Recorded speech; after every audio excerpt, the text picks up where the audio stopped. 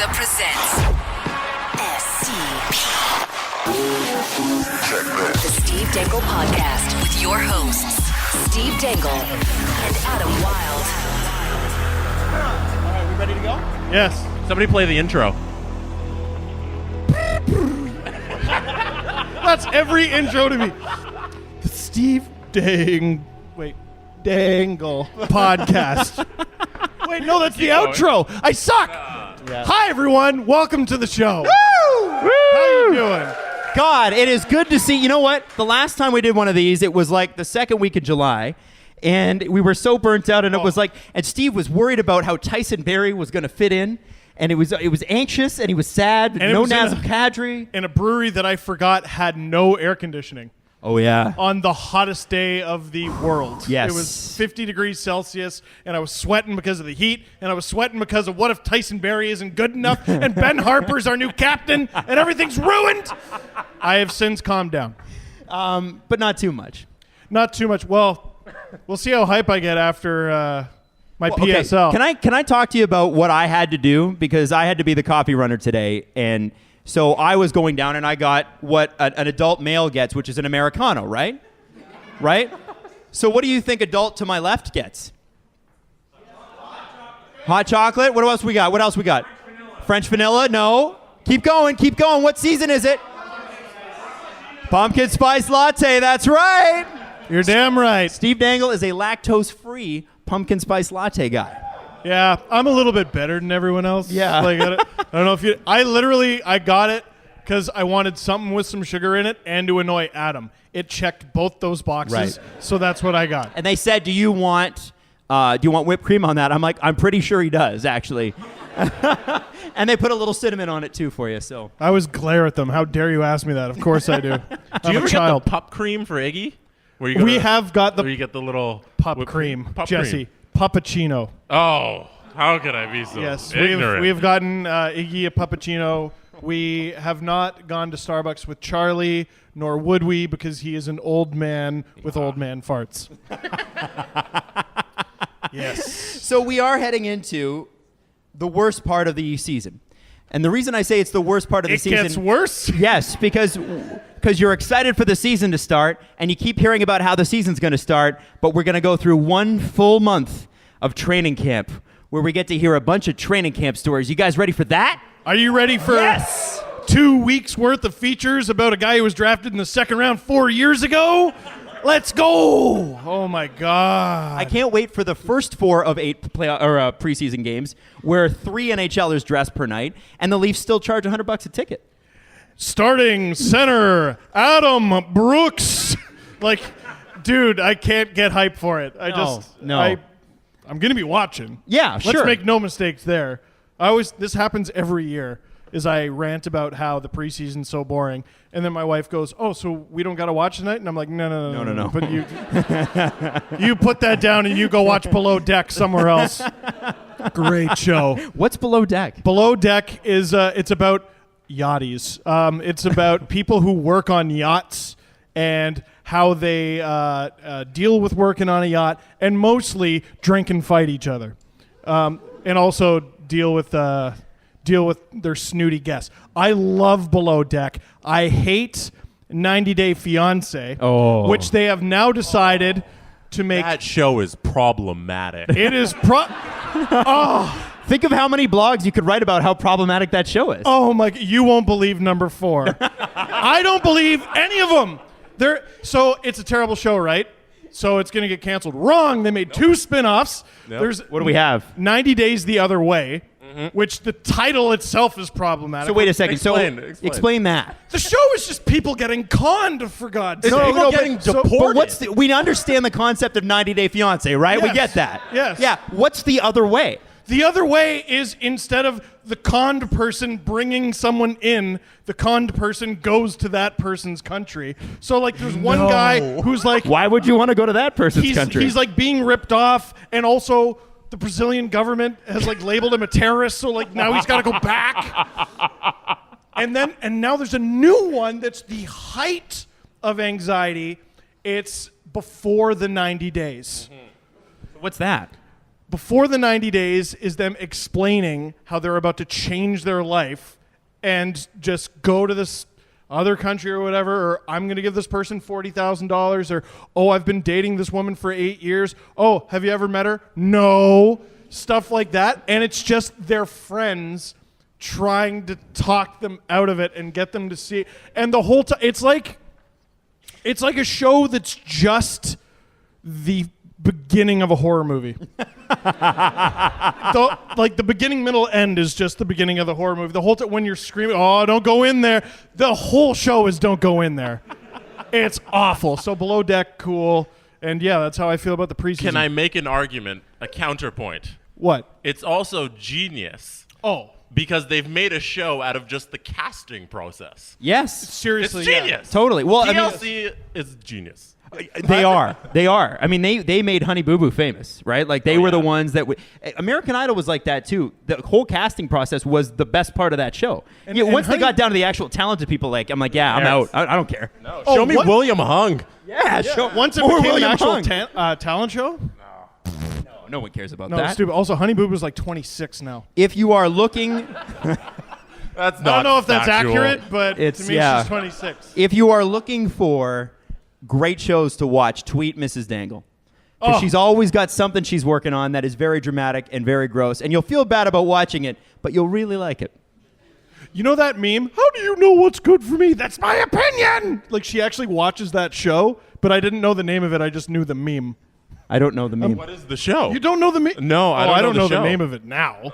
I know the meme. Now that I've brought it up in front of people, Deep cut Steve I don't here. know what it is. So here's the thing, guys. Yeah. We got 30 days of training camp ahead, and my question is, every single year, people in the NHL, reporters mostly, but also management, coaches, players definitely kind of grumble about how long this process is. Because they do the rookie camp tournament, right? yes, Which in happens. Traverse City. Yeah, which Could is not even tell you where that is. don't know where it is either. Don't answer. Don't care.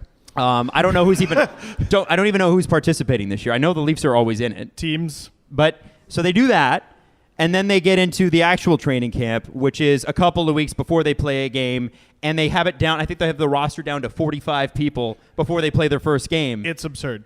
and they do roster splits. And so the reporters hate it, the players hate it. Somebody always gets injured and screws up their entire season. Oh. And last year, who was it for the Leafs?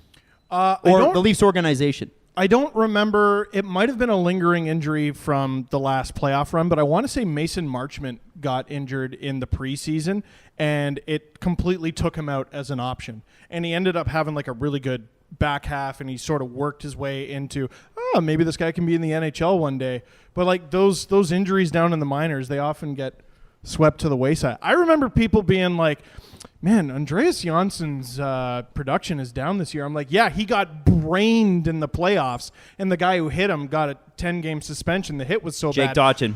No, it wasn't That Jake wasn't Dotchin. Jake Dotchin? No, Jake Dotchin is the guy who injured everyone else. Oh, okay. Sorry. Honestly, he took out like 3 Leafs. Fun fact about the guy who injured Andreas Janssen, his name is Dan Kelly. He was a Devils prospect. You know what he is now? A ref. He got hired this past week. He got hired a couple of crazy. days ago. What league? I think no NHL. I think he got He's hired an as NHL ref? I think he's an NHL official. Man, if you are It slugging might it be- out in the ECHL, how angry are you that this plug got ahead of you to the NHL to ref like that? Well, and like, you know, bringing in a guy like George Peros, he's the director of player safety or whatever. Like they bring in people who have like been through the system or doled out the pain. I know Peros has never been suspended. I know. That's what his defenders always say. But they always bring in the hurters. the Right. guys who do the hurting. Right. And you're a ref now. You're in charge of you very dangerous player, you're in charge of safety. It's a bit odd. It's wild. It is a bit odd. It's very NHL. Yes. And NHL ref confirmed by Wikipedia. NHL can't wait for like is he going to throw Andreas Janssen in the box? I hope so. Or if Janssen trips someone, does he go, I'll let this one slide, you know, the brain trauma. Sorry. But hockey, right? Is that in the rule book? It's all under the Don't worry No about minutes for No minutes for literally, yes. 2 minutes for you can't do that. Minus 2 minutes for Yeah, mine. There you go. He gives the other guy embellishment. He's like in the corner, his knee hurts. I want to see it. He owes him one. I hope he does the Leafs Bruins series. Can't wait. Who's excited for that? Oh, man. No, you're not. No.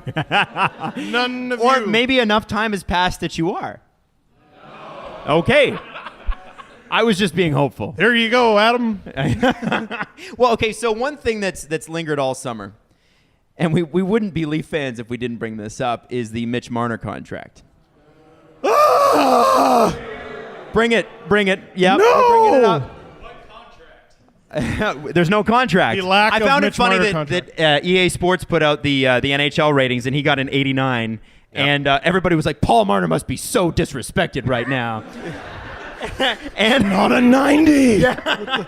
and the fact that, honestly, that they had him listed in a Leafs jersey, I thought was like, well, you're being quite presumptuous there because there's no guarantees on that front either. They're just going to have like a roster of people in NHL, like what John Scott wore to the All-Star game that one time. NHL. He would, yeah, like Mikko Rantanen and Matthew Tkachuk. And it's actually not a bad team. No. If he had an all RFA team, I think they would do pretty well. They would do okay, but they're dropping like flies out. Well, and so this is an interesting thing. We were Dropping talking like about flies. we were talking about this in the car before the show, and Steve's like, "What do you want to talk about?" I'm like, "I don't know." And he's like, "Cool, I got some stuff." And one of the things that you brought up, I thought was a really, really interesting point, is I we had know. a couple of RFAs sign already. Colin Miller's the most notable. He had a 6-year deal. I think he's making 6.5 now. Colin White. Colin White, not Yes. Colin Miller. That still bugs me too. You want to go on the list of things that bug? Sorry. Yep. Go ahead. So he signed his deal, 6-year deal. And who else? We got a couple others that sort of floated The in. Islanders signed Beauvillier. Beauvillier was the big one. Josh Hosang and I think Michael Dal Cole as well. Patrick Maroon, Derek Brassard. What, Patrick Maroon He's a is He's a UFA. UFA, and B, Tampa is the new leave us all alone I'm team. just going through the list of signing. Oh yeah. If we Islanders?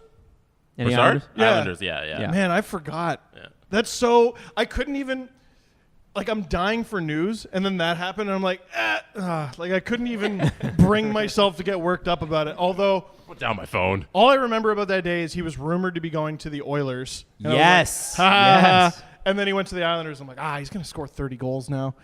That sucks. He'll be their new Val Filppula. Yeah, 100%. Yeah, 100%. So the thing is, though, the Colin White one is very, very interesting because the Marner narrative, which we've talked about, is silly. The whole idea that the not best player available as an RFA is going to somehow set the market is crazy. Now, there is a bit of a Toronto tax. I think we can people outside here, I don't think, get it yet. But to play in Toronto, it seems like we got to pay our players just a little bit more because they know they have a little bit of leverage with us fans to be like, well, I could not suit up for you. How would your fans feel about that? Because this is a market that actually pays attention. Now, Mitch Marner, they've been saying for, especially one guy at the other network saying, at one of the networks, not the other network. I don't know what you're talking Your about. other network. I don't know. I guess technically I work for the same company. Man, this coffee's all the way down to the dregs. Has been pushing the the 13, 14 dare you million say narrative, that? right? I had Jesse pull up Cap Friendly. It's delicious. How many people could actually sign Mitch Marner to an offer sheet today with the cap space that they have? So they many would teams? need cap space above 11 million, let's say, 10.5. the Flyers, Avalanche, Blue Jackets, and Jets. And all of those teams, if I'm not mistaken, have massive RFAs to sign themselves. The Flyers have Provorov. The Avalanche have Rantanen. The Blue Jackets have Werenski. And the Jets have Laine and Connor. Right. Which is fun. So that's not gonna also happen. Blue Jackets are bad. I just thought I should throw that out there. If they keep Werenski, they're still bad. Yeah. Well, they will. And they've got $30 million in cap space. It goes to show how hard the RFA negotiations are. But what you said in the car that I thought was really interesting is that it may be the bottom up that sets the market, which is an interesting thing that I don't think anyone expected. Can you explain that? Yeah, it's not quite like, well, Nathan Beauvillier is surely going to decimate Marner's ask. It's not that. It's the pressure Anthony. of him. What did I say? Nathan. Nathan. Yeah. Why did I say Nathan? I don't know. Anthony Nathan Beauvillier. So everyone's waiting on Marner to establish the market.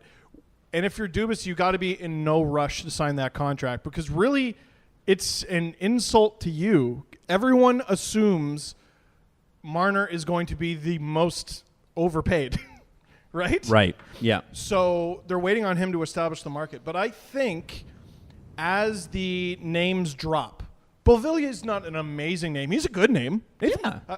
I called him Nathan again. Anthony Beauvillier is a really good player. Colin White's a good player on a really nice Very good. deal. Yep. I think that could be Kadri-like, keeping inflation in mind. I don't think he's Nazem Kadri, but yeah, he's got some room to grow. If it goes up $10 million, the cap that is in the next 10 years, or not the next 10 years, in the next 3-4 years, which is highly possible, $3 million a year. Yeah. That's a good deal. That's a Kadri-like deal. Like I just feel like Marner and the Leafs are in this standoff, whereas most of these other player team situations, it's not actually confrontational. They're just waiting to see what they can get. And as the floor sort of drops out from underneath them, the public pressure, I think, is going to mount like, all right, this is clearly on you. Sign. Right. That's the fantasy I have in my head. I know it's not realistic. Well, it would be. I just hope so. It would be very, very interesting. And I think what I'm curious about, because you've got Rantanen, Marner, Tkachuk. Who else is still available? And there's some big. There's still big. Laine. Connor. There's some really good defensemen. Who of that group, of that top 5, top 6 guys that are still available, and these are very, very talented hockey players, who's going to be the first one to go, you know what, I'd rather be in camp, give me a bridge. Or, you know what, whatever, I'll sign it. Because someone's going to crack here. Someone must crack. I'm waiting for a new villain to emerge. You know what I mean? Because I feel like I saw like little whispers, and I follow too many people on my Twitter, so I lose sight of who's legitimate and who's just randomly talking out their ass. There was one I saw that Tkachuk was asking for 10. Matthew Tkachuk, great player. What? 10? And Ivan Provorov as well. $10 million for Ivan Provorov? And I saw that the same day that Werenski was asking for or offered 5 times 3 or something, which is also ridiculous. Darling, except for the fact that it expires so soon. So, like, it'd be really interesting to see another team crack, like the Flames maybe, and they're under a lot of pressure. Like, the Leafs had a disappointing result in their playoff against the Bruins. The Flames won their friggin' division. Yeah. You know, like the Flames love the Blue Jackets for beating the Lightning, because that was embarrassing too. They lost in 5. So what if the Flames are the ones that crack and they give Tkachuk $10 million or something? And then that could work. I don't know which way that works though, is the problem. What do you mean? Well, with Marner? Do people yell and scream about it because it's such a overpayment? Or does Marner go, and now my number is 14 because Matthew Tkachuk got 10? Well, that's the argument, right? If somebody who he thinks he's better than gets more than he's worth, then his number just keeps going higher. You know what we should do, Yeah. like as a show? When Marner signs, we don't discuss it. We've done enough. We did enough before he signed. Just do a full episode on Harry Potter. 100%. Right? We like that, right? 100%. Just started the Order of the Phoenix today for the 5th time. You can download other audiobooks. You know that, right? I'm aware of my options as an adult man. You could download your audiobook and listen to you. Oh, I've already done that. Oh, okay. Yeah, just pulling up at red lights, making eye contact with the driver next to me, turning it up. You bought yours yet? Man, this is good. Yeah. Want a promo code? Sorry. Set the book. Just put the book against the window, like this one, like the Titanic. Just have it run down the window. I like that. Well, you know, it's going to be very, very interesting to see. As I think I've been quite vocal about, I think his agent has completely bungled this. This is a negotiation that, as Steve said, the RFA thing didn't need to be contentious right off the bat. And the understanding that we're left with is that it was. And that from what we understand, they walked in there the first day and said, it was kind of guns blazing, if you know what I'm They saying. walked in there 6 months before the first day. Yeah, and it started with the Matthews deal when Darren Ferris came out and said all terrible contract for the Leafs. I cannot believe this. Imagine, right? Like, this is the agent of this player's best friend. Terrible. And this is going to be very, very interesting, I think, for him. I think this is a more important contract for Darren Ferris. This is a make or break for him. It's not a make or break for Kyle Dubas. It's not a make or break for Mitch Marner. Darren Ferris is the guy that either wins or loses after this, because if you look at all the rest of his clients, they're all kind of middling guys. They're not bad players, but they're not superstars. He's got one. Who's the other guy? The big superstar coming up next summer is Taylor Hall. Oh. Unrestricted free agent, and I'm fascinated to see how it works. Is that same agency or same agent? Same agent. As far as I know, same agent. Kind of on his and page, there's yeah. some Mike Stevens actually back there was all over this. Darren Ferris had Hi, Mike. He had an agency, and it merged with another agency, and there was some confusion. But Puckpedia?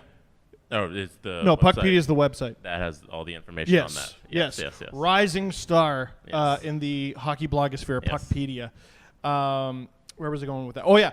So I've been fascinated with how Darren Ferris is going to handle the Taylor Hall thing, because he's unrestricted, which is this territory I've never seen him work with. It's like July 1st is going to come, and he's going to be like, Taylor Hall might miss training camp. And it's like, what? We've talked to Zurich. We're going to sign him. Holding out. Yeah. Taylor Hall is signed with Akbar's Kazan, and he's going to be doing a bunch of laps with them and taking pictures of it and wake surfing with his dog like nothing's bothering him. 20 million rubles or we walk. Yes. And everyone's going to, you're not on a team. I don't understand what the contention is. Yeah, so I don't know how that's going to go. Yeah, I think have this, no idea. and if you're Taylor Hall, you're probably watching this going, I will make or break. This will be the make or break, right? Because, you can see, what was it? Max Pacioretty switched agents. He went from Brisson to Alan Walsh, did he not? He fired him at the draft. While the trade was supposed to happen to Los Angeles. And there were rumors about, you're going to get traded to this team and then you're going to sign for this amount of money. And he goes, WTF, that's not the amount of money. So, if Ferris screws this up, so he's really looking at 2 meal tickets, right? It's not just the one. Because if he screws this up, Taylor Hall can go, and can him, and then all of a sudden Ferris doesn't get 1, 2, 3%, whatever it is, of the Willy Wonka amount of money that Taylor Hall's going to get next year, or not, because he's bad in the locker room.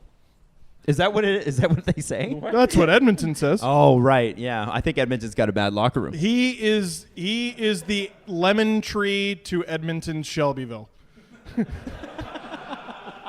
Deep Simpsons Shake reference. harder, boy. And Zach Cassian is turnip juice.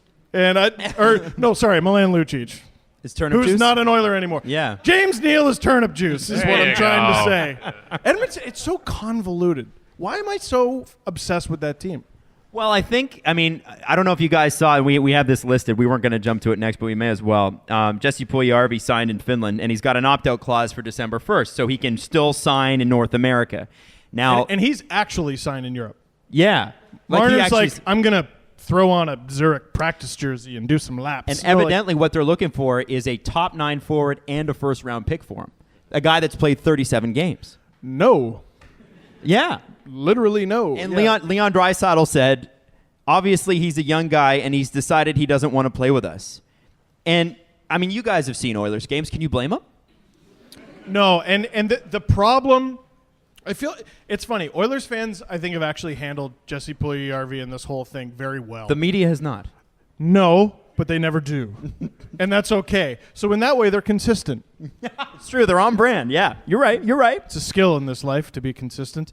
But Puljujärvi, you can't blame for wanting out of Edmonton. They bungled his health. They bungled his development. Sorry, you said bungle in the first 5 minutes of the show, and it's the only word in my head right now. Okay. It's all Does anyone have a synonyms dictionary out that we use other than bungled? Effed up. Yeah. All right. They effed up this and they effed up that. But now they go out and they get Ken Holland, and the moves they've made resemble sanity for the first time in a little bit. What have they actually done, though? Well, they got rid of Lucic's contract. Granted, they had to bring in James Neal's, but James Neal can like play Skate. hockey, Yeah. and stuff. And I didn't get that deal at all, by the way. I did not understand For who? why did Calgary do that? I don't and, like, I understand know- why you call up your closest rival and trade problems. Well, and that, so the understanding I had from Calgary was that the James Neal was like talking back to the coaches and stuff. That's what they were insinuating. Yeah, he didn't fit in terms of just playing on the lines he wanted to play on because they bumped him down the fourth line, and just in the locker room. I there was a whole can't say bunch I of- blame him. You brought me in at $5.5 million and you're going to play me Right. on the fourth line. Exactly. But there was the team chemistry thing, is what. Right, and they're saying. he showed up at camp out of shape. But they also said the same thing about Dougie Hamilton. Yeah, well, and James Neal didn't go to any museums, which is why they didn't get as much for yeah, him. that's right. That's why they didn't get as much But for what him. do they think? Okay, so you trade. I look at probabilities here, right? You look at what Lucic has done in the last 3 seasons, which is close to nothing, really and truly. And it's not. That's not a personal attack on him. Those are just the results. It's- James Neal. 2 of the last 3 seasons has scored 20+ goals. I don't know. And he had one really bad year. Yeah. Lucic's time coming to collect its debt. That's all it is. Happens to everybody. James Neal, I don't understand. 20. He plays with McDavid part-time. Guy puts up 20 goals. Yeah. No problem. Without question. Well, and that's where I don't understand that trade for Calgary, because you're trading for an asset that you know can't produce. You're trading an asset that could produce for a guy that you know can't. How do you lose and I a didn't trade to understand that. Edmonton? That's Times are a-changing. what it is. So anyway, how do you lose a trade to Edmonton? Because the Oilers are starting to sort of resemble sanity. Okay. So everyone's going, no, Jesse, please stay. Things are finally. I know we've said that 5 times in the last 6 months or something like that with this team. God knows how many coaches ago, but it might actually work this time. But they've broken his heart. They've. Well, and his I say hips. broken his heart. Both hips. Yeah, and both hips. He doesn't trust them, and I don't blame him for wanting to go somewhere else. This isn't your run of the mill. I don't want to be there because you suck. I don't want to be there because of the weather. He doesn't trust the organization to make the decisions that are best for him, and that's the sins of the past coming back to haunt him. Well, and and that's let me not Ken Holland's fault, but it's the case. let me ask you this, okay? So you've had one boss for 3 years, the guy that drafted you, and for years and years and years, they slagged you because they said you weren't performing. They gave you about 3 seconds with Connor McDavid. You didn't produce, and you said the whole time, "Hey, my hips are bad," and they're like, "Skate through it, play through it." Last season, he stopped playing in January Something like that. and went to New York and had not 1 but 2 hips operated on, and he was playing through 2 hip injuries. Your hips are bad. So's your attitude. Has Get anybody out here there, ever Jesse. had a hip injury? Anybody here? Hands, show of hands. Who's had a hip injury? Pulled a muscle? Anything? Anything? Yes, Avery, you have? Avery. Okay. Yeah. What did you have? Okay. Pulled hip muscle. How mobile were you?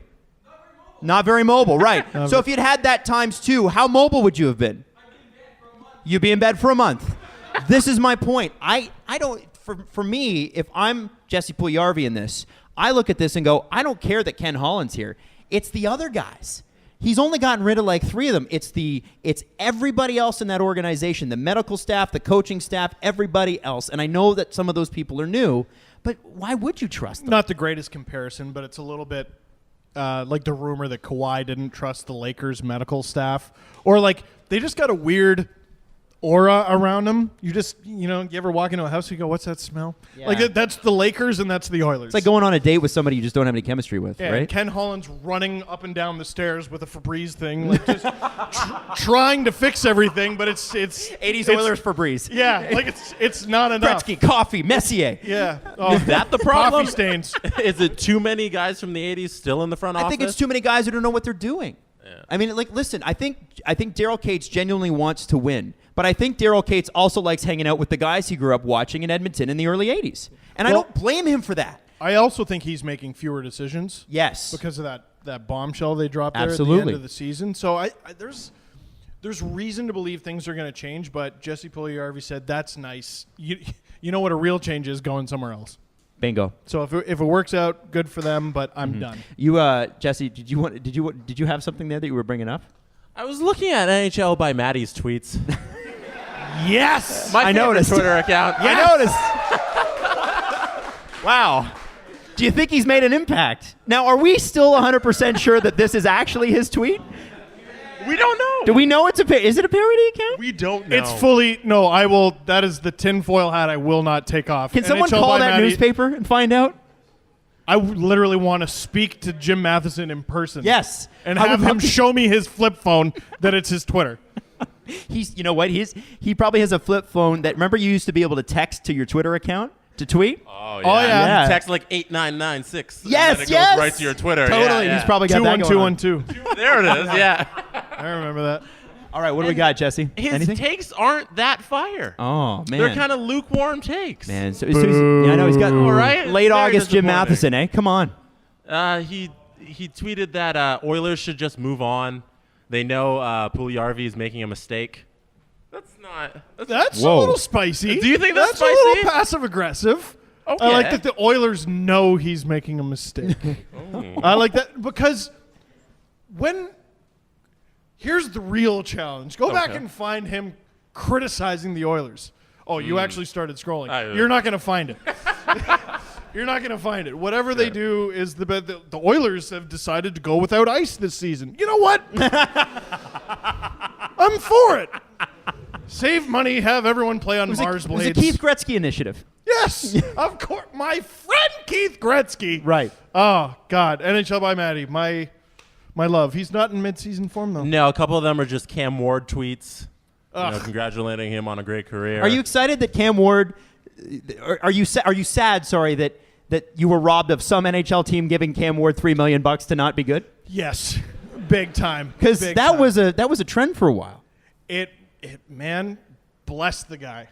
Oh, It was he's the- got bless his agent. If I'm a player in the NHL, I want that guy's agent. Come Because on. Marner should have fired Darren Ferris and Yes. gone with whoever represents Cam Ward. Maybe it's Darren Ferris. I don't know. Because that was God bless the guy. Sounds like he's an amazing person. No one has said anything bad about him. But that was the greatest grift going for at least 3 years.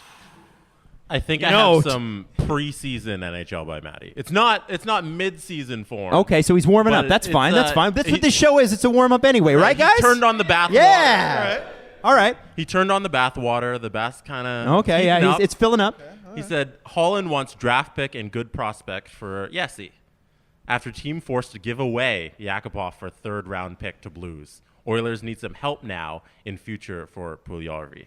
Which is fair. But like Yakupov, they threw him under the bus so many times that they've submarined his value. I'll die on the hill that Draisaitl is a legend for being the rose to grow out of the sidewalk here because they did the same thing to Yak. Mm-hmm. He had a great start and got worse as it went. Like, listen, your success is up to you for sure, for an extent. Try hard. Don't eat ice cream in front of Dallas Eakins. Saw that tweet. I thought it was really funny. Wait, It's what's really that? Hold up. inside For baseball. those of us that did not see that, what is that? Oh, okay. So when Dallas Eakins was the head coach of the Edmonton Oilers, he was a health freak. The Toronto media turned on him, Edmonton, Because he was the head coach. or maybe it was with the Marlies, and then he brought it to the Oilers. You know, okay, when you go up there, there's popcorn. Is anybody chicken waiting for the fingers. actual story here? I'm telling it. I'm Just telling question. it. Just a question. Popcorn, chicken fingers, ice cream bars, and Dallas Eakins said none of that, and he had I don't know, kale sandwiches or some crap, carrot sticks, and the Edmonton media was just like, what? This is crap. Give us our garbage. We want our garbage back. So Eakins was a huge health freak. Remember he called Kadri fat? Yep. Sort of. Yeah, that was the thing. So Yakupov and Eakins and a few of the Oilers, they go out to the restaurant, and Yakupov sits down right in front of Eakins with a giant bowl of ice cream. Oh. As a rookie. And? He ate it. He ate the damn thing, and that's why he's a legend. So, listen, maybe it's because he had too many ice creams. I don't know. All I know is he arrived good, even if he shouldn't have been taken first overall. He arrived good, got worse, and is now in the Continental Hockey League. That's got to be a little bit Edmonton's fault. Do you blame them for that? Yes. Yeah. Got 100%. Yes. Okay. Yes. All right. Just like I blame the Leafs for all the blown draft picks they had. All the people Yes. that they brought up before they should have because they're like, well, we need to rush them. Like, look at what happened. I mean, if they had put, and I'm not saying Luke Shen would have ever been the Chris Pronger that he was billed to be.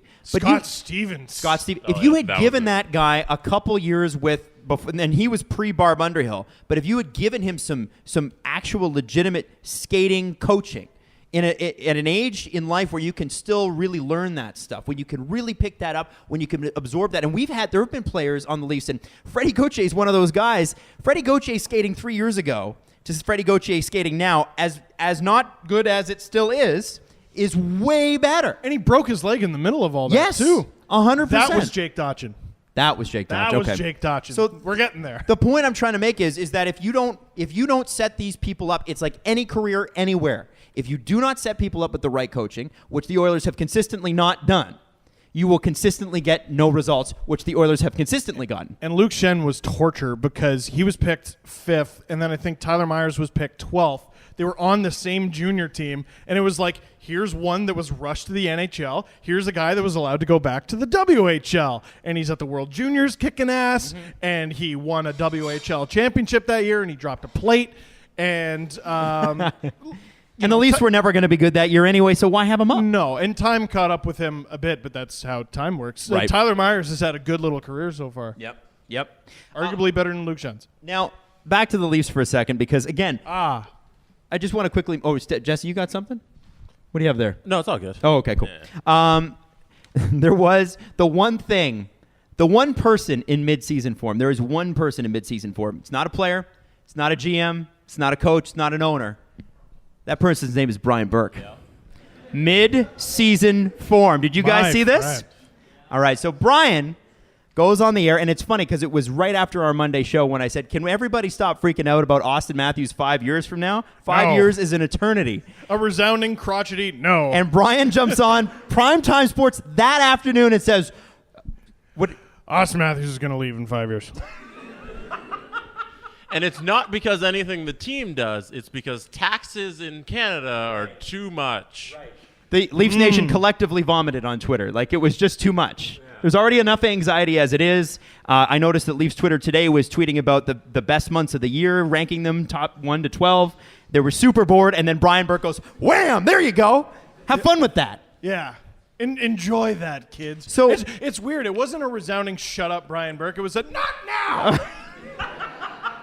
Kids, see, we're dealing with enough. Because that's the one take I think that most Leaf fans, if you ask them, given what we saw with Tavares, it's like, well, I mean, yeah, I could see that happening. Yeah. Right? Isn't it funny that John is the reason, is that the guy whose shirt I'm wearing tonight, that he's the reason that we think people might leave the Leafs? Wait. Kawhi, too. Yeah, I mean, Vince Carter and name every Doug Gilmour, every good player we've ever had has left us somewhat heartbroken. The difference between Matthews and Kawhi is Matthews has already signed a second contract. God bless him. But listen. The reason you're all here in this room tonight is because I freak out about things. You're here because I handle things poorly and have for over a decade. Brian Burke said that, and I couldn't get worked up. I'm like, you know what? Yeah, you might. But like half a decade from now, that sounds like, listen, plan for tomorrow. It's a good strategy. But that sounds like a 5 years from now rant to go on. Yeah. At least 4.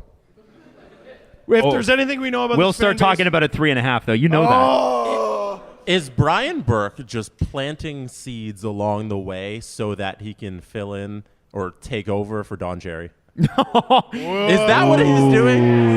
You know, I gotta say, because I think he's just going hot take here. I gotta say, here. Look at me, Sportsnet. Don Cherry. Who's gonna honestly? Who's better? Who's better to fill those shoes? Well, and old.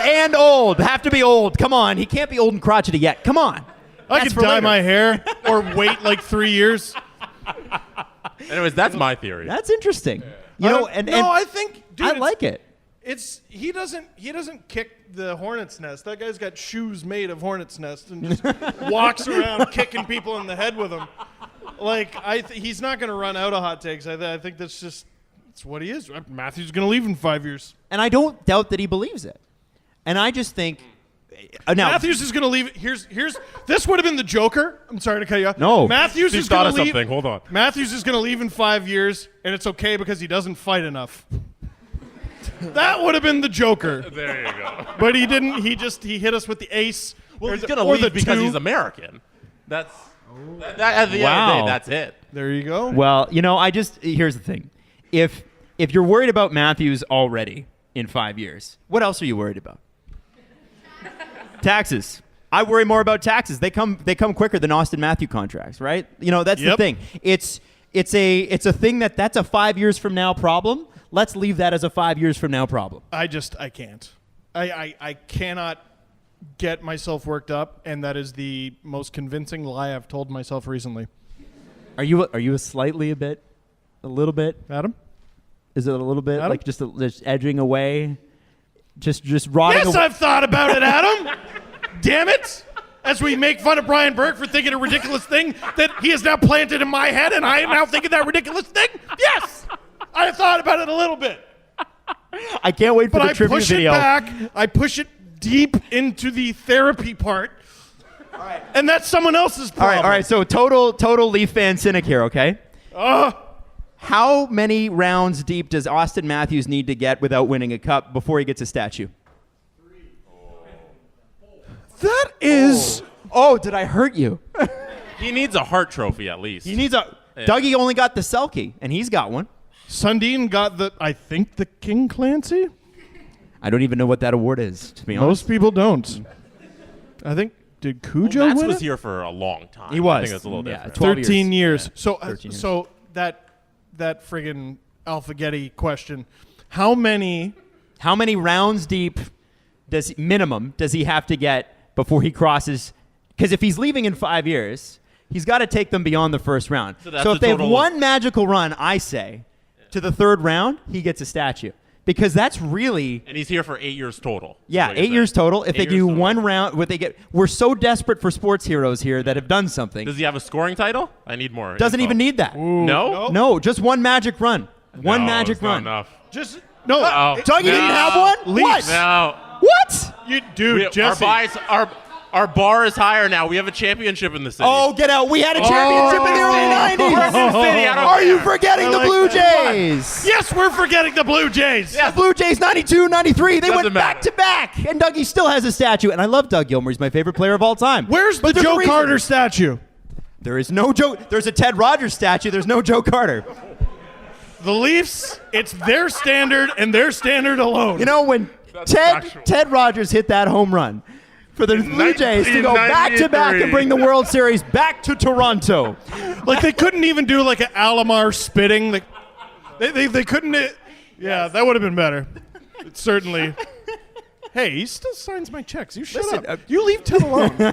You leave Ted alone. All right? Just listen. because you left. Had a great relationship with Ted. Nothing bad to say. Did you? Yeah, I thought Okay. we did. We had a great time. It was okay.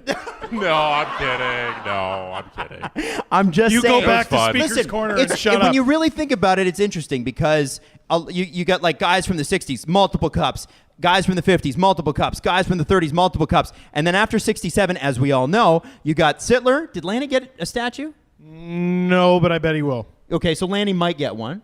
And then Just have a mustache. and then you skip forward to Dougie and Matt's, and that's it. But those guys got statues, and really, most of them, no scoring title for Sundin.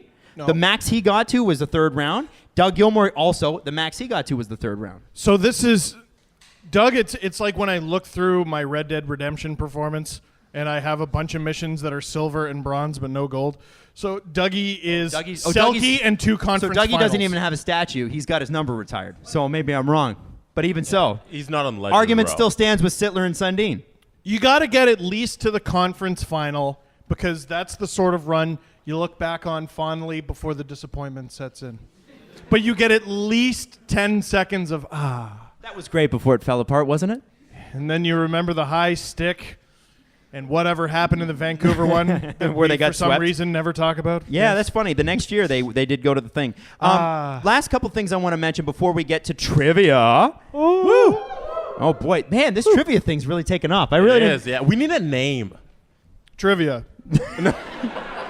Wow. Insightful, Steve. Wow. Man, you're just unbelievable at this. I'm really good. A couple things we do want to mention. A couple names we do want to mention, I guess, are Doug McLean and Nick Kyprios. Yes. And as much as listen, you can.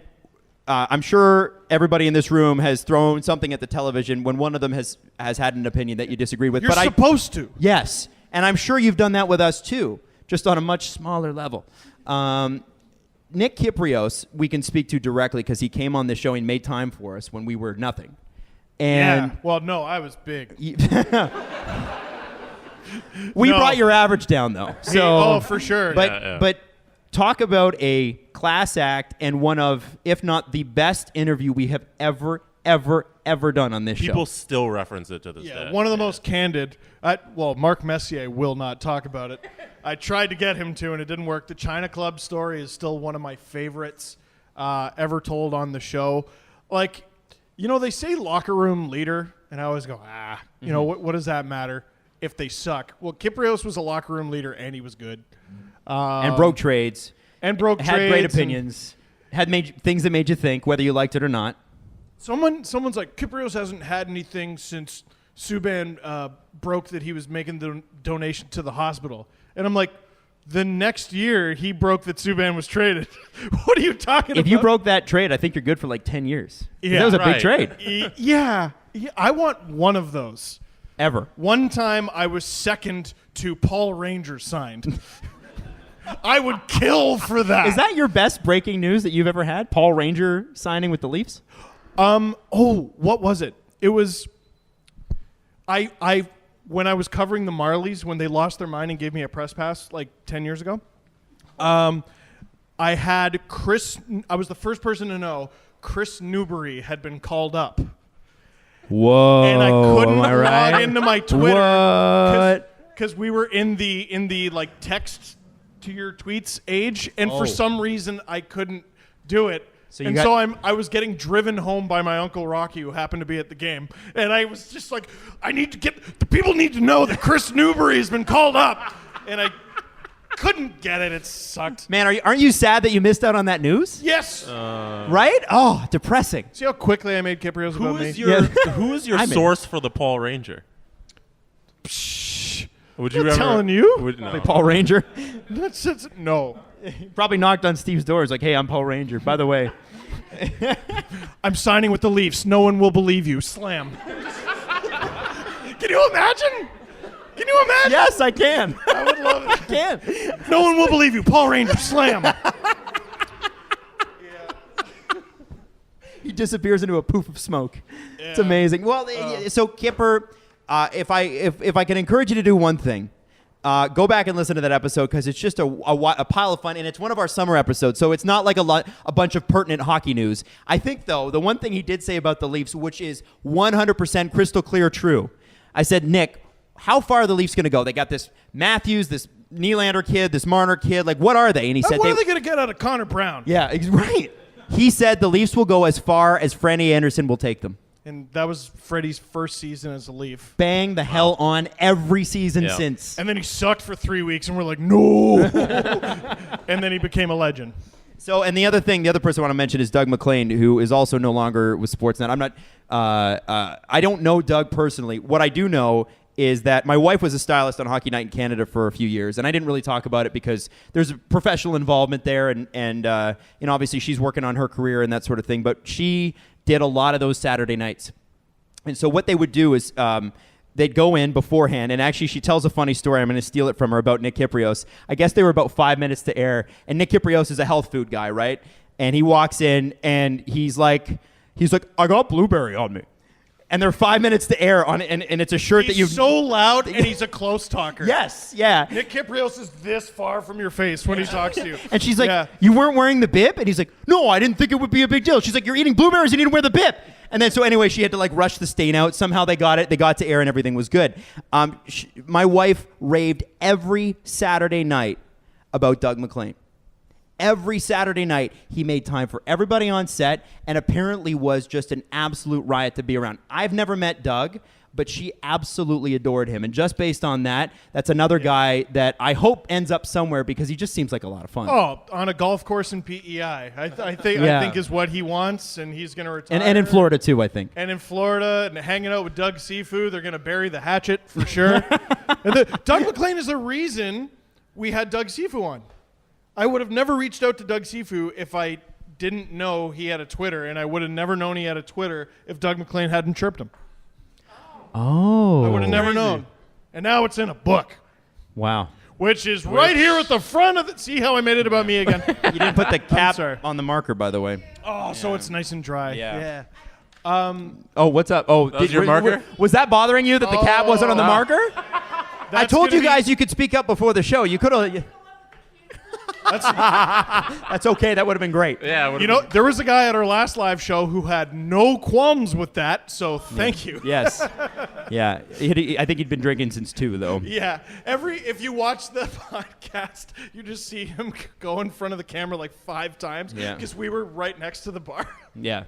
Yeah, we changed it this time. No, but Doug, like you said, was extremely kind. But he had this samurai sword he would just friggin' pull out of his pants and just slice you in half with it if you ever thought highly of yourself. Oh, really? Oh, yes. He was. So he just never let you get too big for your britches sort of thing. I just saw it on him, and I saw the way he would like cut up Merrick, and I'm just like, I'm not even going to. I don't want to open the Doug McLean door. Not a chance. Anyway, so shout out to both of those guys. Thank you to Nick for the time he made for us and how gracious he was. Great careers. Great careers. All right, so here's what we're going to do for the next little bit. We've got pizza on the way. We're going to do a bit of a... it's here. Oh, pizza's here. You know what? How about we take a pause, everybody do pizza, and then we're going to come back with some trivia and do a Q&A. Is that cool with everyone? Woo! Woo! All right. I'm so happy that I wasn't recording any of those kind words, and now they're lost forever. Yeah. It's great. It never happened. Never said any of it. You're Screw garbage. you, man. Yeah. I actually hate you. More like Jesse bad at this. Thank you. I always right. say. All right. Do Jesse, your goddamn you job. got both tweets pulled up? Because we'll start with those. So Mike, who's sitting in the audience, came up to us during our pizza intermission, and he sent me this tweet by NHL by Maddie. Hey. All right, let's go.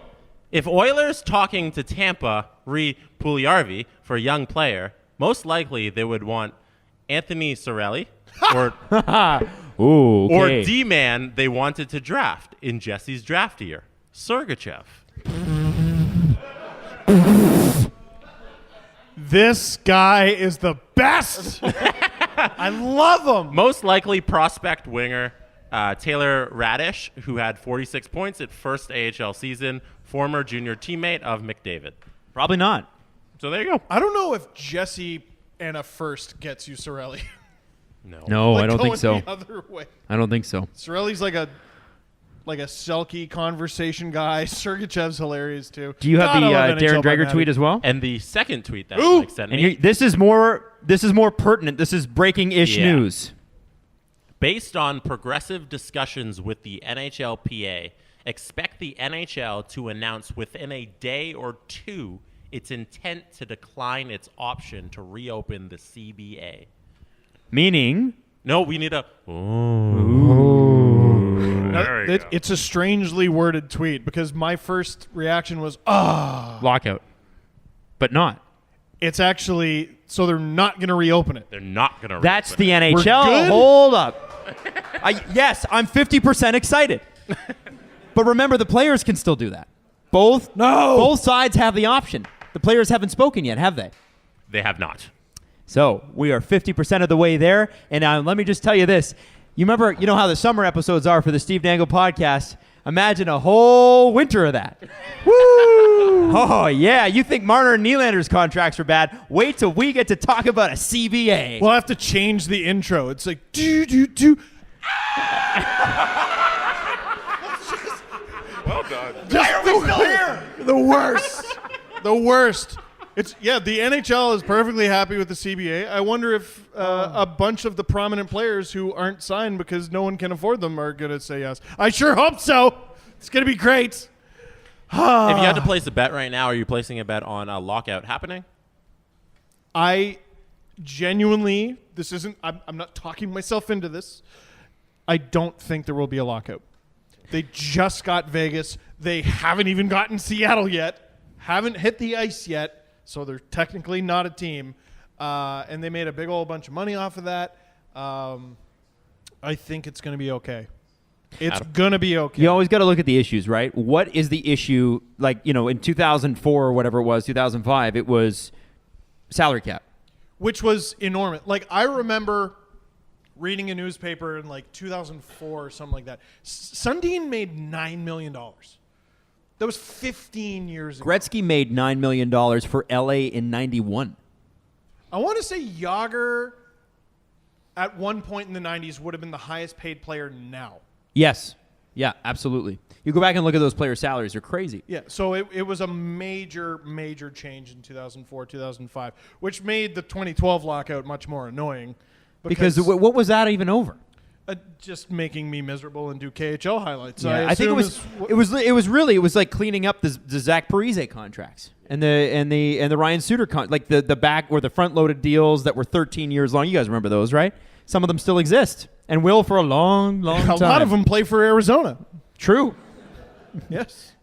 And by play for Arizona, meaning they show up every what, once a year? That was the famous quote by Bill Daly where he said, "Contract lengths are the hill I will die on." Is that what he said? Yeah, I during that lockout. seem to remember something along those lines. And that was one of those things where you're like, damn it, I hate the NHL. And then you see how it all played out, and you're like, you were pretty right. You were pretty right. And it's funny because it's that. the owners that locked the players out. But they were the ones signing the deals. They signed the paper that said, yes, I will pay you obnoxious money for 13 years. And they were the ones that did it. They did it to themselves. They had to save themselves from themselves. Fun. So, so this is the content you have to look forward to in 2021. Yay. Yeah. No, all right. I don't think it'll happen. And this would be a strike, not a lockout. Well, it wouldn't be a lockout now. Now it would be a strike because the NHL said we're not going to open. Okay. Right. I don't think it'll happen. I think they're always going to bicker. They're always going to disagree and be unhappy with certain things. It's not so bad that they're going to lock out. A salary cap is huge. A cap on contract length is huge. I can't think of an issue big enough to have a lockout. The one thing I have heard is the NHL would like to go to 5 years max on a contract. But that I think the players would go to a lockout for. It's just not worth it. And Why even do it? that, though, there's already a cap. Yep. So can you negotiate? Because it's not 8, remember? It's really 7. Yeah. Most players are signing 7-year deals.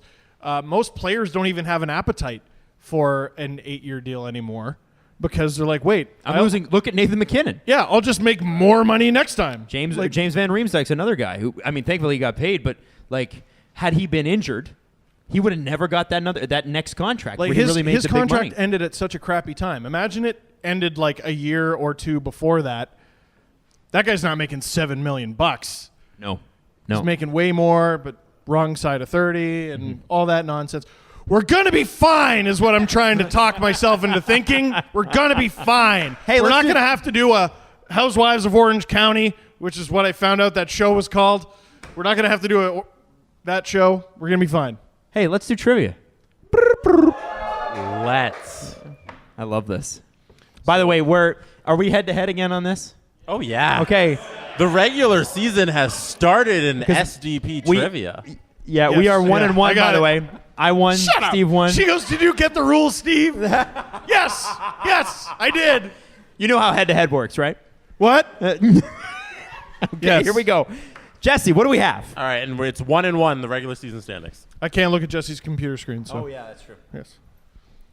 September. This is from Dominic John. He DM'd me some trivia. Thank you to the listeners who are always DMing me trivia. It's very helpful. Slide, everybody. September 18th, 2009, the Boston Bruins and Toronto Maple Leafs make a trade to bring Phil Kessel to the GTA. The picks provided by Toronto in this trade were as follows: a 2010 first-round pick, 2010 second-round pick, and a 2011 first-round pick. Who are the players picked with these draft picks? Well, the first two are easy. All right, so Adam, you're going to kick it off. Okay, so the first round picks are easy. I don't know who the second rounder is. So I'll tell you, it's Seguin and Hamilton. We know that. Yes. The second round guy this is a Steve question. Steve is going to know this because Steve is Rain Man with this stuff, and I don't know how you do it. Now, I feel like the player also has to be good. They certainly were. They certainly were. Interesting. You're very confident. Who was good for Boston and is no longer good? I didn't say they were good for Boston. Oh, okay. I yield on this one. Steve? Pick somebody. They were good. You have the shot in the dark. Who was it? Boston Bruin in like 20... If they were even a Boston Bruin. They traded... I have no idea. I literally have no idea. I'm out. Say any name. Say Barbara Streisand. Louis Erickson. Not Louis Erickson. He was drafted by Dallas. I don't have any idea. I told you I yield. He was good. Not for the Bruins, but for the London Knights. It was Jared Knight. Wow. Well Did done. anybody know that? Well done. That's correct. All right. Anybody out there know that? Oh, we got a couple people. Yeah, not bad. Wow. Okay. Jared Knight played for the London Knights, as did Wheaton King of the Brandon Wheat Kings. It's one of my favorite things because Canada, it's ridiculous. All right, Steve, you're up first. Damn right. You're up 1-0 as well. June 23rd, 2012, the Leafs traded Luke Schenn for JVR. To originally acquire Luke Schenn, who and what team did they trade with in order to make this 2012 trade come true? Oh, Dominic. I know the answer to this. I'm just trying to remember the exacts. Now, should we have you guys write down your answers so you can't piggyback off of each other? I'll be honest. I have no fucking clue. So bring up your phones. You'll have to type out your answer. All right. Because it'll be a little All right. So I'll unfair. just type that out. No So you want to know clue. the names of the... No, just give me the team that The they trade. had to trade with in was the order to team? make the Luke Schenn JVR Okay, trade. I know. Well, Guessing. I know my answer. Just write down a team name. Who you got? Oh, I got to write it? Okay. Yeah. Because I got it. I got it, and I got obnoxious details. Unless I'm wrong, then I look like a dick. Okay, Dominic. The unfair thing about this is he's wrote how many trade trees have you done for Sportsnet.ca? Not enough. I'm going to do Like more. this is what he does. Because they're short and easy to write. They take forever. But I'm going to start them All again, right, I think. So the team? I think. Locked in? It's the team? The team. I have no idea. What team did you guess? I'm gonna save the Philadelphia Flyers. No, they had to make a trade with a team. The to get Calgary Jim. Flames. Okay. What's your guess? This team, the year prior, or sorry, the year after. Here we go. Iceberg. Had the first overall pick, and they drafted this guy. Oh. The year all right. before it was the New York Islanders. Yes, you are correct. Yes. Wait. But why did they get the Islanders pick? So the Leafs traded for a 20. Hold on. Does he know? Oh, Yes. Okay, go ahead. What are the picks they got? From The New York Islanders held the 5th overall pick, and they moved down twice. The Leafs, I know they made a trade with the Leafs, and they made a trade with the Coyotes. The Leafs got Schenn, the Coyotes got Mikhail Bodker, and the Islanders got Josh Bailey. The Leafs, I think it was a first. So the Islanders a still second won. and a fourth or something. So Josh close. Bailey's the best player in that of those three. They did really well. Wow, and they A still first, stunk. a second, and a second. Oh, Yeah, not the fourth. damn it! Well, All right, this is Steve Iceberg. trivia. this is okay. All right. All right, next question. March 2nd, 2015, the Toronto Maple Leafs traded Olli Jokinen. What team did Olli trades. Jokinen get traded to, and who was the player traded back I to the know. Leafs? I know. Write it down. Write it down. Write it down. Everybody in the audience, think of your answer. Olli Jokinen. Nobody Google it.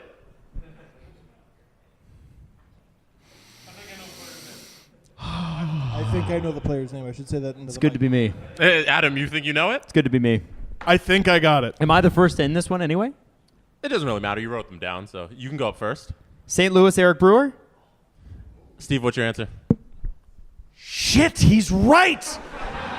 What's your answer? What's your answer? What's your answer? What's your answer?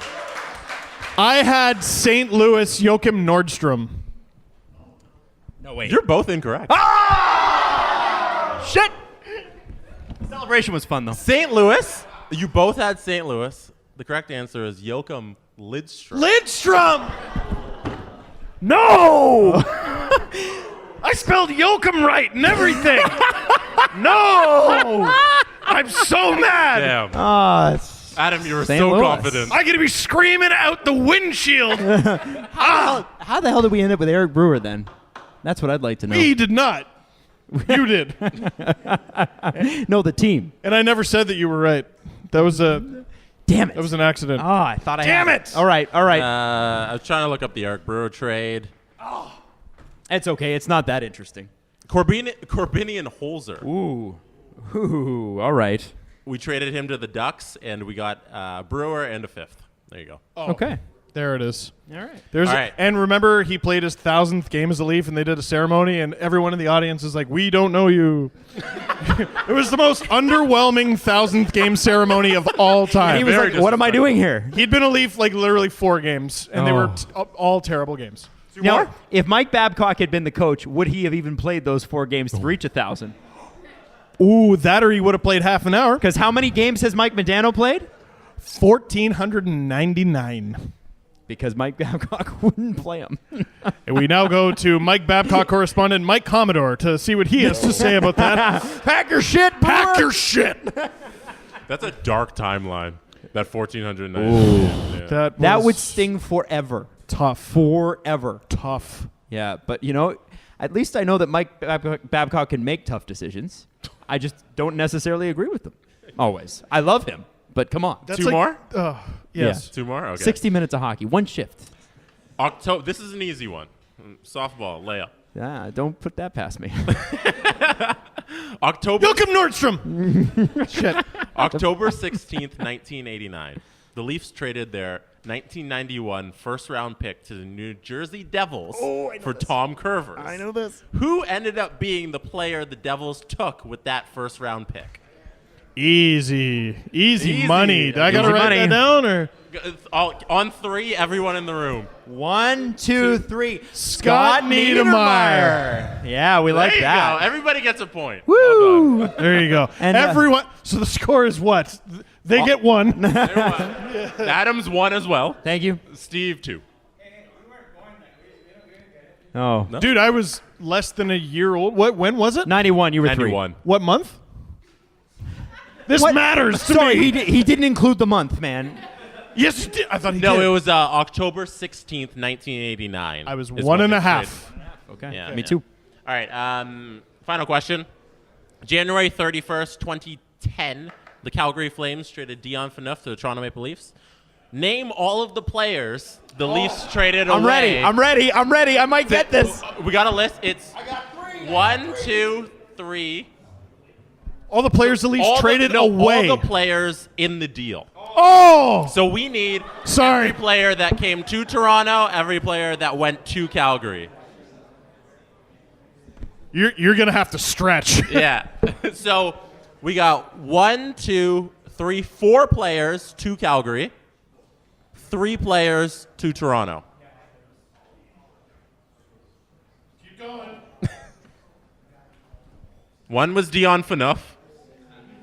There's your free square. Dion Phaneuf went to Toronto. 2 more guys came. One was a little difficult. The other one's hey, yeah, I remember that guy. Calgary acquired a Mississauga boy. Anybody from Mississauga? Yeah. One Mississauga boy and a couple other guys. No. How about this? Each player you get right is worth a point. How many Make it interesting. So you can come all the way back at him. It's 3-1, Steve. Because you got 1 last time. I said 2-1 last time. It's 3-1, right? 2-1 or 3-1? I don't know. Is it 2-1 or 3-1? Anyone? 2-1. Somebody 2-1. Okay. somebody in our tweets will tell us in a few hours. 2-1. Okay. Every correct name is a point. Here's the thing I remember got that it. day. I was dating someone who was working at the Fan, and she called me, and she never called me at work, and she was like, "Oh my God." And I was like, "What?" And she's like, "You know I hate the Leafs, but." She hated the Leafs. She's like, but they just got Dion Phaneuf. I remember thinking like, oh my God, our fortunes have changed forever. This will never be the same. We've never seen star caliber like this in Toronto. There was a guy who always did like highlight packed videos like to music. And I'm talking on YouTube. I don't mean Boundless.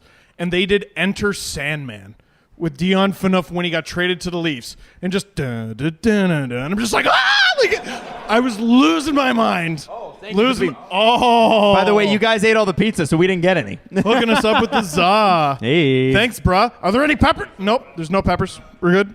We're good. Thank you, sir. All right. By the way, everybody shout out Bennett who put this together. Shut up, Bennett.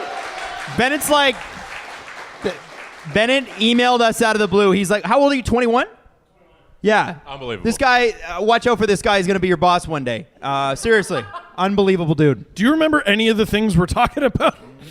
Were you alive when Dion Phaneuf became a Toronto Are you Maple done Leaf? yet? Is there a time limit on this? No, I got it. I got it. We're done. All right. So every correct name in this trade is a point for you guys. Okay. Full disclosure, I definitely missed one. Okay.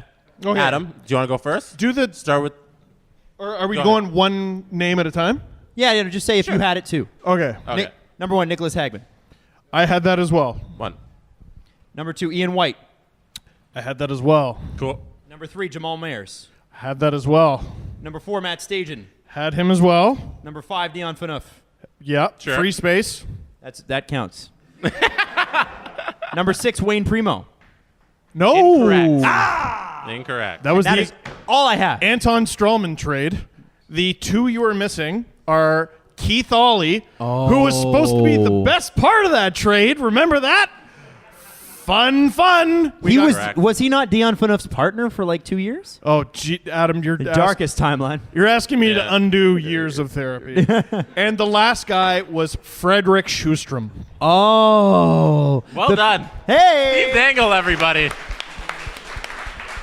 All right, guys, we got time for some questions. So if you could just raise your hand, I'm going to point to you, ask your name, and then when you do ask your question, I'm going to repeat it for posterity so we can so people at home can hear it. So Ask a long one at the so I back, can we eat. met out front. What's your name? Hey, I'm Steve. Steve. Ah, Steve, your question. Yeah, so a couple of years ago, Steve, at a Cup Talks event, I asked you to give an answer as Mike Babcock. We do that again.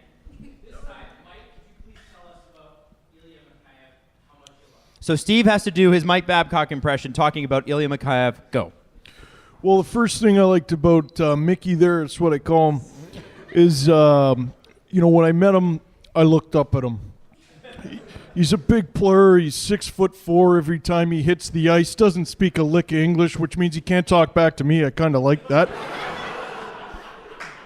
I tell him you're playing 25 minutes and he doesn't say a thing. I don't know how Jaime's going to feel about all that, but you know what? Tough stuff. You shouldn't have blown out your ACL. That was your fault. Not mine putting you out there on the penalty kill, fully knowing that you had a blown ACL. And you know what? I met his parents, and they're good people. And he seems like a good man, lives right, plays right, and he's going to be a good player and a good man for us. How's that? All right, next question. Who do we got? All right, in the front, yes, sir. Your name? Sam. Hi, Sam. Hey, everybody say hi, Sam. Hi, Sam. It's like an AA meeting for hockey. Sam, go ahead. Was Brian Burke fear-mongering with Austin Matthews? I mean, fear-mongering is a bit extreme. Well, I think with Brian Burke, he genuinely believes what he's saying. I think Brian's thing is, first, you got to remember with Brian Burke, this guy went to Harvard. This is not a stupid man. And he finished, I believe, top of his class. Yeah. A lot of people don't know that. Someone was finishing with a better mark than him, and he just stared at them. Yeah, and he's they like- got a bunch of stuff wrong on purpose. So when you got to remember when you're having your job, when you're in that position, and I wouldn't put us in that league, but we have somewhat that same thing, is that, he's got a much shorter period of time to talk about these things. We can get into nuance, we can go deep. When you're on the radio, it's a mile wide sometimes and an inch deep. And Brian's got to say, here's what I think, here's why I think it, boom. And that goes online, and in 30 seconds, you can watch that on Twitter. Sportsnet's views go poof, and basically, you know what Brian Burke thinks. And so, is he fear-mongering? No, I think that's what he believes. I think it's what he believes, but I also think there's an element of him just sort of off camera going, watch this. Probably that. And then he says it and the whole world blows up. And I mean, we're talking about it. We've established there is nothing to talk about, and he can be one of the nothings that we're talking about. Mid-season form, man. Mid-season form. Mid-season, yeah. Well, yeah, Sam? When do you think Austin Matthews is going to be captain? And do you think that Austin Matthews' team will put pressure on the Leafs to make him captain so the EA Cup doesn't have to see? When will Austin Matthews be named captain? First day of training camp. First day of training camp. Sorry, I have I food in my think mouth. they would really like to have Mitch Marner locked up first, because CJ basically came on the show, and all cards on the table when the Leafs were eliminated by Boston. Guess which time?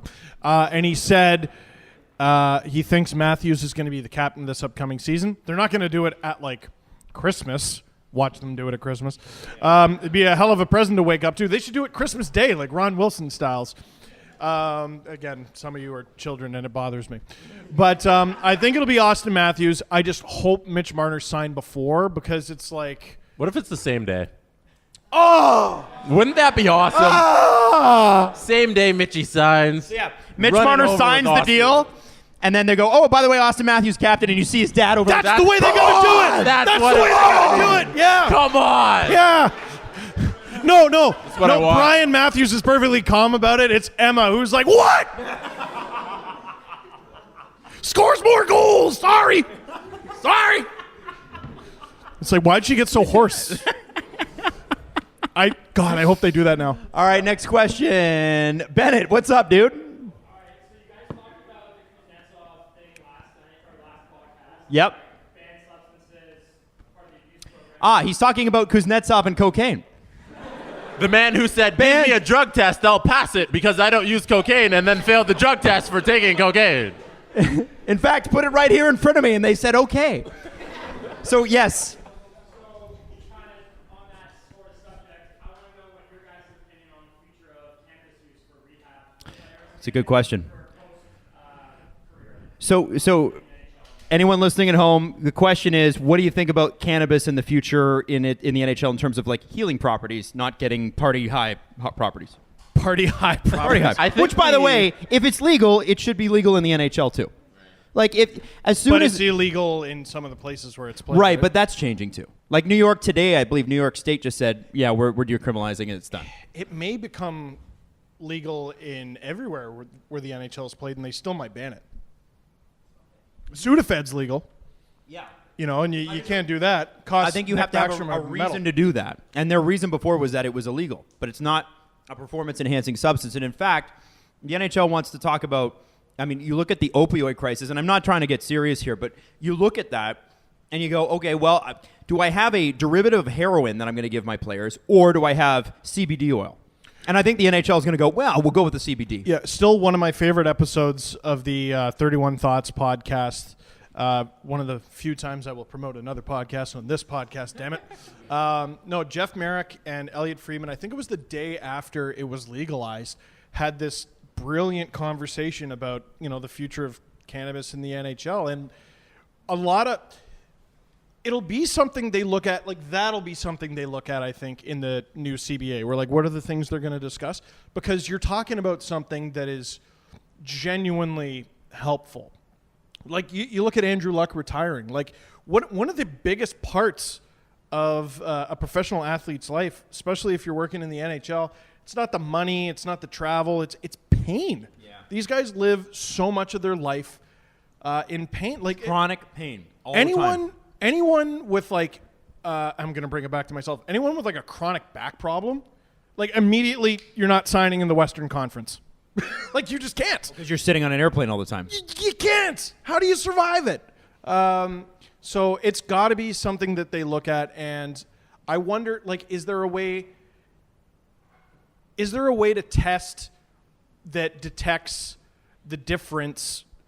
I think it's prescription. I think you look at it prescription-wise. And remember... No, but what I'm saying, would it detect THC versus CBD? I don't know. Would it Probably. detect something? And also, who effing cares? And also, that's the key here. This is why I think this is going to happen fast. I don't think anyone cares. I think we've gotten over this whole stigma about pot. Like, my mom grew up in the States, and they brainwashed you in the States. My mom didn't want to be in the same roof under the same roof as a marijuana leaf. She's so afraid of it. And now the attitudes, and it's funny because she grew up just after the hippie era. And now you look at it, and it's like everybody's like, yeah, I don't know what we were doing for 40 years. Like, why were we so panicked about this? And I think the NHL is probably going, okay, we'll just wait till it's basically legalized in the States, and then we'll just go, okay, whatever, do what you want. It'll be something they look at. If they're not hardcore on prescription drugs, which they're not, there is prescription drug abuse in the NHL right now. None of it's reported. And everywhere. And everywhere in life. If that's the case, then I have a hard time believing they're going to go after pot. I really do. I just don't think it's in their best interest, and I don't think the NHL wants to reveal that. Right. I think it needs to be. I think once it's legalized in all the states, which God knows what they're doing at the moment, but once it's legalized in all the states, I cannot fathom a reason why it should be illegal in the NHL. Right. Thanks for the question, Ben. It was a good one. Sir, your name? It's Rob. Hey, Rob. Hey, Rob. Hi, Rob. Everybody say hi, Rob. Eater, Rob. Pot isn't banned by the NHL. It's tested for, but if you test positive, then there's a call for addiction research. Right. Guys, and that's it. But there's no other recrimination. You just say, hey, Right. Yeah.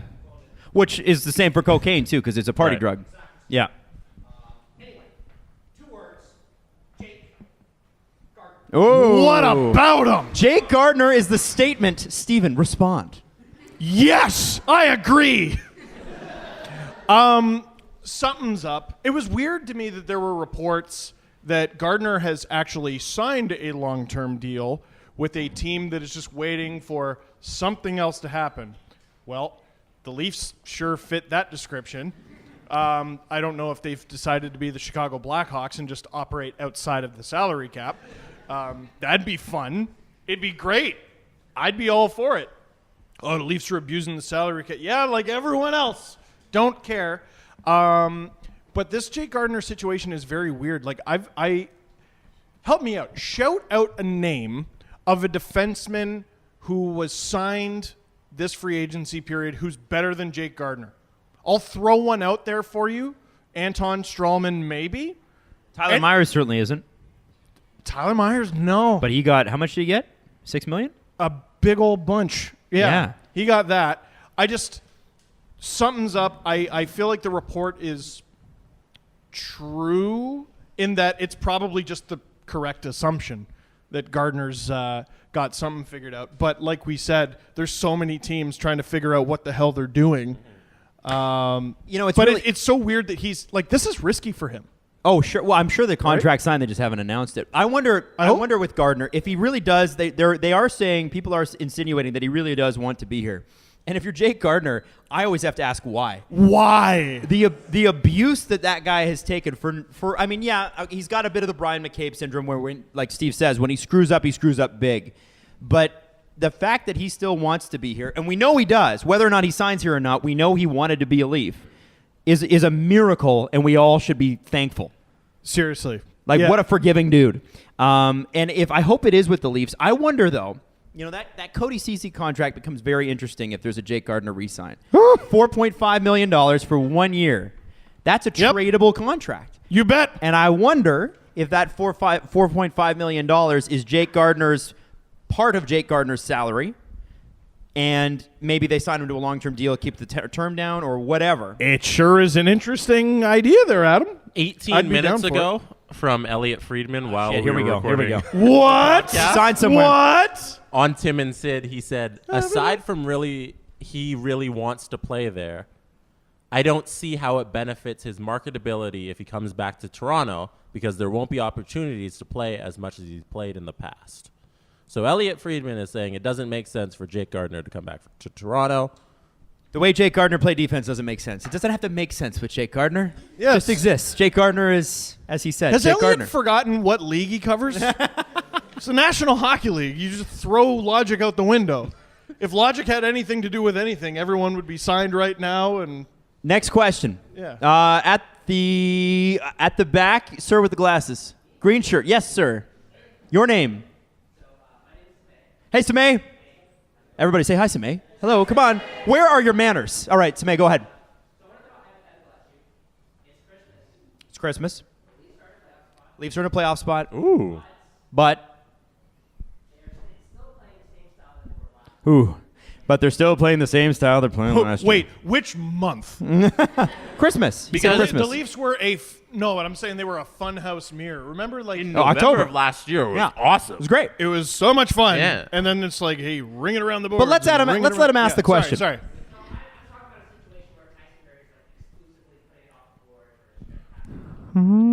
Okay, so Tyson Berry stretch pass zone. Yep. Would you be supportive if Kyle was able to fire like that? Yes. Oh. Yes, I would. Yes. Really? No. Guys? Okay. You can't listen. I'm not anti-Babcock. I'm not fire this guy. They'll never win a cup with this guy. Changes need to be made, though.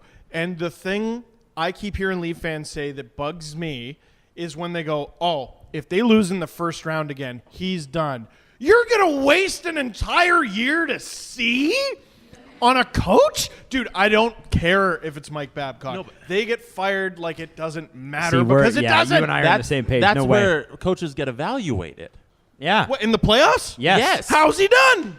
Like what I'm saying is if it looks like nothing has changed by Christmas, like you said, you explore it. I'm not saying you immediately give him the boot. I think you also have to look at this. Mikheyev with you. What talent is going to be out there at Christmas? You're going to get Mark Crawford for the fourth go-around in the NHL? Well, there is the rub.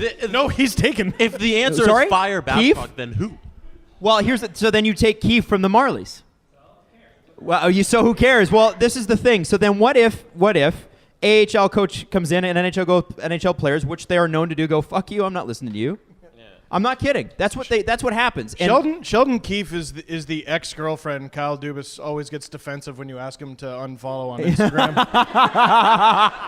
We're friends. That's funny. We're friends. if you're going to do it, you would have done it. He is staying the whole season. If they don't make it out of the first round, he's gone.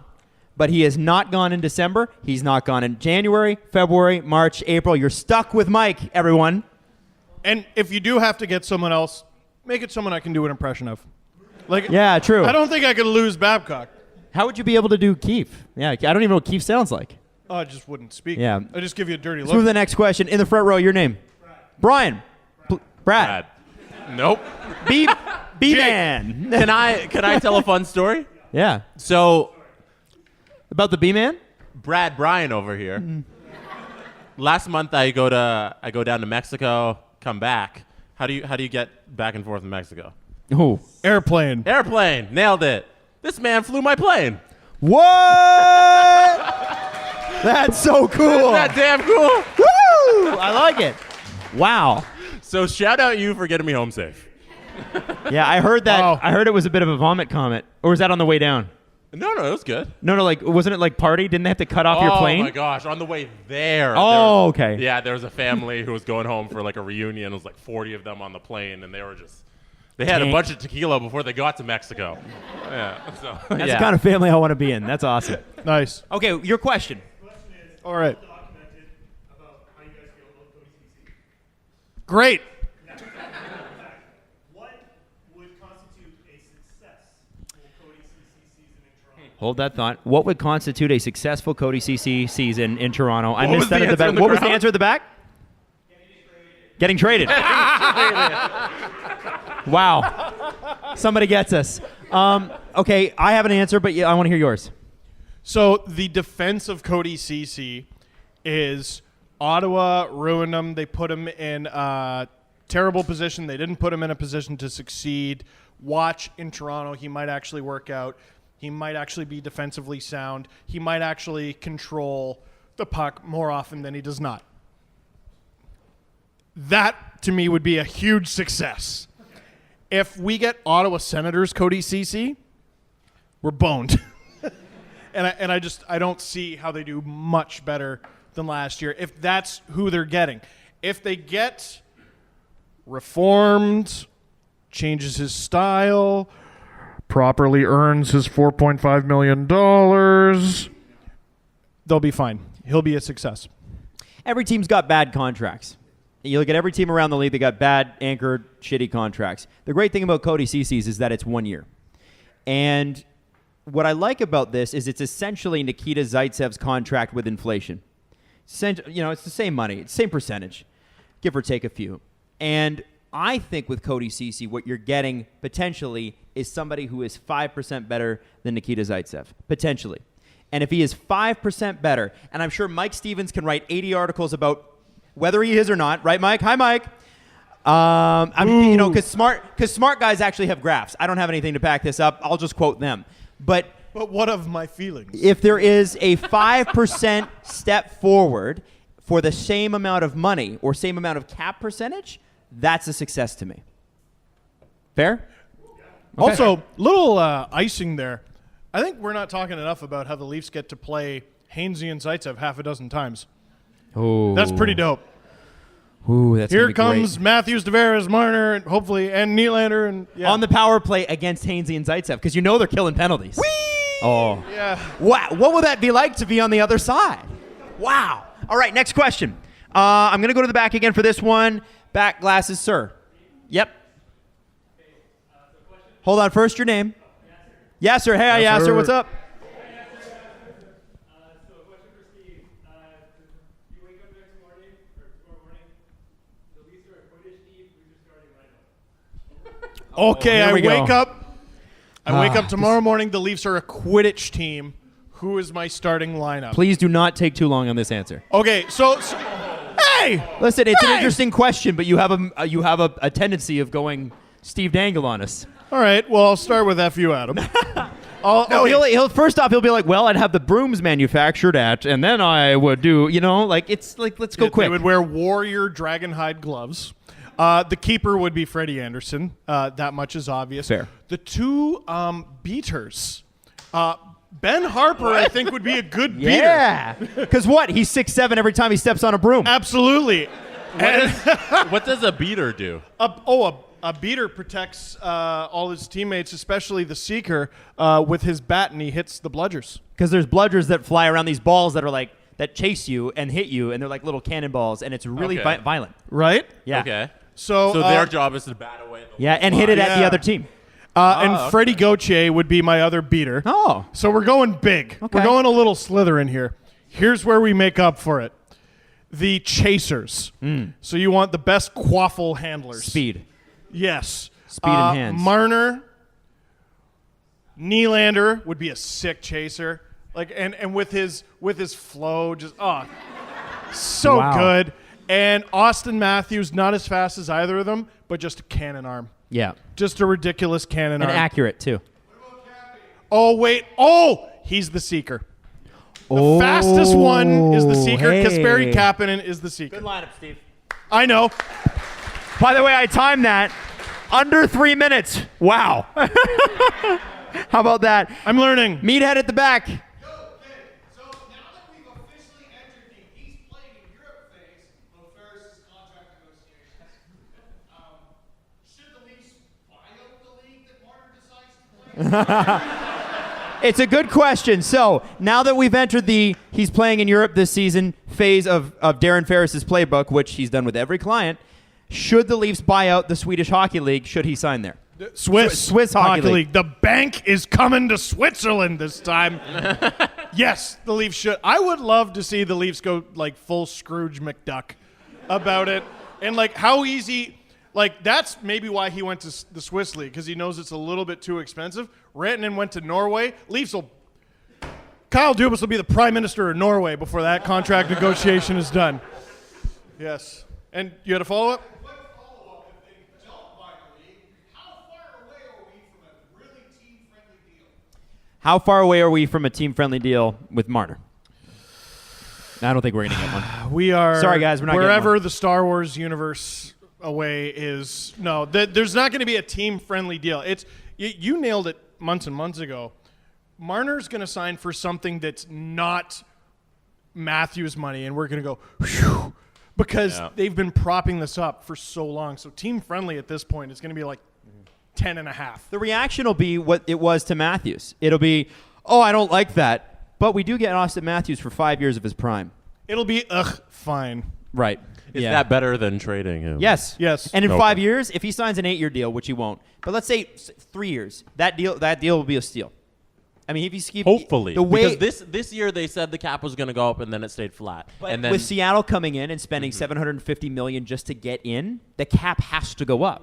hopefully. And the new TV deal. Yeah. It's wild to me that they were like, You're right. well, the Blues made the final. So what? They're a team in the NHL. They might have made the final. Like, the NHL is a silly Yeah, league. there's a lot of money coming in. I think the cap goes up $3 or $4 million this year to give the teams a break. Next in the front, sir. Please announce your name to the class. Hi, James. Hi, class. So we're talking about Matthews leaving in 5 years. No, we're not. Brian Burke is talking about Matthews leaving in 5 years. You talked about it. Ah. Shit, Brian wins Damn. again. Why is no one talking about 2 years with Freddie Anderson, and are you scared? No. I did. Someone is. I did bring this up. Jesse has brought it up. And it was JD shut Bunkus down. has brought it up. Everyone whose name starts with a J has brought it up, and it Yep. bothers me, and I wish they would stop. And do you remember what I said? What did you say? The Leafs will not re-sign Freddie Anderson. Ooh, you didn't like that, did you? No. No, they've got, I think they have to figure out, and Dubas is already thinking about this, but you have to think about where Freddie Anderson's going to be. How old is he going to be? He's 30 now? Like 32. Yeah. No, you're not re-signing him. Somebody else who's desperate for a goalie is going to pay him too much money for too long, and they're going to regret it. And it's not because he won't deserve it the first 2 years. It's the last 5 years of the deal that's going to suck. And the Leafs are not going to get into that. They've got a couple of good goaltending prospects coming up. Joseph Wall. Joseph Wool's a big Ian one. Scott. Ian It's Scott. concerning you couldn't name them. They can't be that good. Well, I mean, goaltending's funny anyway. Yeah, it's true. Also, we've been doing this for 2 hours. I'm a little fried. Thanks, man. It's an But, inexact science for sure. But I think that you got to look at it like the Leafs got Freddie Anderson via trade. What's to say they don't do it again? I just don't see at that age how the Leafs can commit big dollars and long term to Freddie Anderson. So enjoy the next 2 years. Freddie's been awesome. Maybe he gets a statue if they make it to the third round. Hell yeah. But Wait, but that's going to be it. That's going to be it. the one thing I would say is people are dirty, horny for trophies, and that's why Bobrovsky has gotten that ridiculous Scrooge McDuck contract. Should we pause Freddie the won't show? get that.